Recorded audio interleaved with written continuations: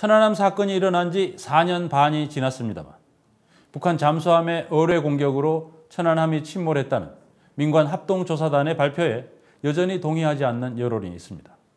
이런 상황에서 조사에 참여했던 미국 조사팀 팀장인 토마스 에클스 미국 해군 제독의 이메일 등 자료가 공개됐습니다. 이 공개된 자료에 따르면 미국 측은 한국 조사단의 흡착물 분석 결과가 타당하지 않다면서 보고서 본문에 포함하지 말라고 요구한 것으로 드러났습니다. 또 러시아 조사단은 천안함 침몰의 원인을 기뢰 폭발이라고 봤고 한국 정부도 이런 내용이 담긴 러시아 측 보고서에 대해 파악하고 있었던 것으로 드러났습니다. 그런데도 당시 정부는 한겨레 신문이 러시아 보고서에 대해 보도하자 정체불명의 문서라며 부인했습니다. 안수명 박사. 그는 수십 년 동안 미국 국방부의 수주를 받아 군사 관련 프로젝트를 수행해 왔습니다. 안텍이라는 방위산업체를 설립한 그는 여러 건의 대잠수함전 관련 계약을 수주했습니다. 95년부터 2005년까지 10년간 잠수함을 추적하는 기술을 개발하는 연구를 하기도 했습니다. 3천만 달러짜리 계약입니다. 천안함 사건이 북한 잠수함의 공격이라는 합조단의 발표가 있은 뒤 안수명 박사는 문제가 있다고 주장하기 시작했습니다. 도대체 잠수함 또는 그 음향 신호 처리에 대한 얘기가 없습니다. 굉장히 이제 불완전한 보고서라는 말씀이시네요.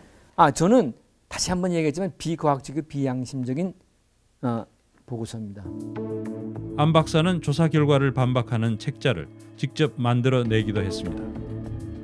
안 박사는 지난 2011년 미국 정부를 상대로 천안함 조사 활동에 참여한 미국 측 기록을 공개하라고 청구했습니다.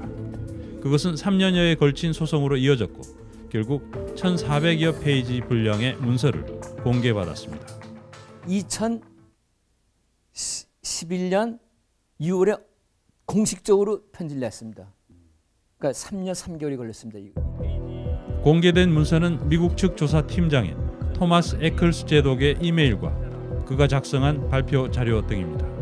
에클스는 미국 해군의 수석 엔지니어로서 천안함 조사에서 큰 역할을 했던 인물입니다.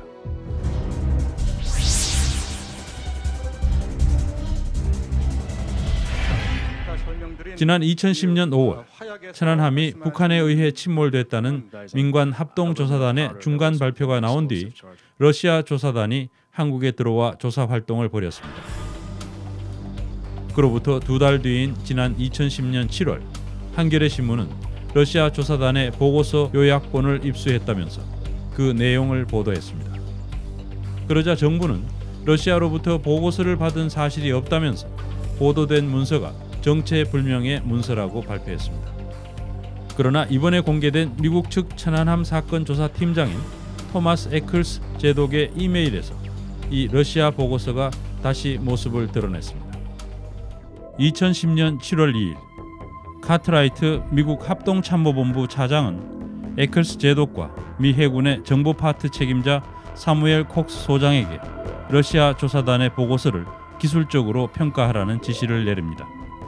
샘, 톰, 카트라이트 장군이 당신들이 러시아 쪽 보고서 요약본을 분석해 주길 바랍니다. 내일 낮까지 답을 받아야 합니다. 이후 에클스 제독은 러시아 보고서 내용에 대해 반박하는 의견을 써 보냅니다. 그 이메일을 통해 추정해보면 당시 러시아의 보고서에는 다음과 같은 내용이 있었던 것으로 보입니다. 러시아 보고서는 사고 발생 시각에 대해 의문을 제기했습니다. 또 프로펠러 손상으로 볼 때 사고 직전 천안함이 바닥에 부딪힌 것 같다는 내용도 있었고 어뢰 추진체는 부식 상태로 볼 때 물속에 6개월 이상 있었던 것 같다는 내용도 있었던 것으로 보입니다. 무엇보다 사고 원인을 어뢰 폭발이 아닌 기뢰 폭발로 보았습니다. 이런 내용은 당시 보도된 러시아 보고서 요약본의 내용과도 일치합니다. 미국 측은 러시아의 보고서가 엉터리라고 일축했습니다. 러시아 보고서는 여러 개의 발생하기 어려운 증명되지 않은 사건들에 기초하고 있습니다. 그 사건들로 발생하기 어려운 결론을 유도하고 있어요. 그러나 미국 측은 러시아 보고서가 가져올 파장에 대해서는 매우 우려했습니다. 존즈가 러시아 측을 접촉해서 유엔 안보리의 의장 성명 문안에 따를 것을 요청하기로 했어요. 존재의 대화 결과가 나오기까지는 더 이상의 대응을 하지 맙시다. 카트라이트 장군은 에클스 제독이 한국 측에 러시아 보고서에 관해 이야기해 줬는지 묻습니다. 카트라이트 장군이 혹시 한국 측에 알려줬는지 묻더군요. 아니요, 알릴까요? 아니, 카트라이트 장군이 NSC에서 논의할 겁니다. 그 결과가 나올 때까지 기다려봅시다. 이어 7월 6일에는 한국이 러시아의 보고서를 입수한 것 같다는 내용의 이메일도 주고받습니다. 한국은 이미 러시아 보고서 4번을 받거나 갖고 있는 것 같습니다. 어디서 얻었는지 모르지만요. 한국 측은 기분이 좋지 않습니다. 러시아 측은 보고서를 공개하지 않았지만 그러겠다고 협박하는 중입니다.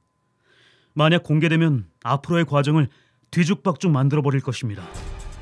미국은 유엔 안보리에 상정된 결의안에 대해서도 우려하고 있는 상황이었습니다. 러시아의 보고서가 자칫 부정적인 영향을 줄 수 있었기 때문입니다. 러시아가 같은 추정이긴 하지만 전혀 다른 추정을 내놨을 때 결국 유엔 안보리에서 미국 쪽의 추정과 러시아 쪽의 추정이 말하자면 경합하는 상황이 되는 것이 여러모로 또 미국 쪽으로는 외교적으로 궁지에 몰리게 했을 테고요. 하지만 결국 러시아의 보고서는 발표되지 않았고 유엔 안보리는 천안함 사태를 규탄하면서도 북한을 공격자로 지목하지 않는 형식의 의장 성명을 채택했습니다. The Security Council condemns the attack which led to the sinking of the Cheonan. 도널드 그레그 전 주한 미국 대사는 2010년 8월 말 뉴욕타임즈에 쓴 기고문에서 믿을 만한 정보원의 말이라며 러시아가 한국과 미국과의 마찰을 우려해서 보고서를 발표하지 않았다고 밝혔습니다.